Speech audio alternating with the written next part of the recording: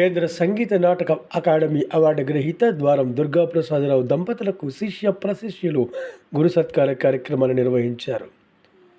ఈ సందర్భంగా ఆయనకు సంగీతాచార్య రత్న బిరుదు ప్రదానం చేశారు.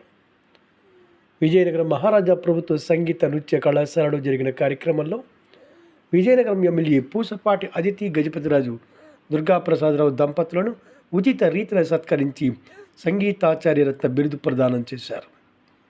ఈ కార్యక్రమానికి ముందుగా జరిగిన ద్వారం సత్యనారాయణరావు వయలిన్ వాద్య సంగీతం ఆద్యంతం ఆకట్టుకుంది.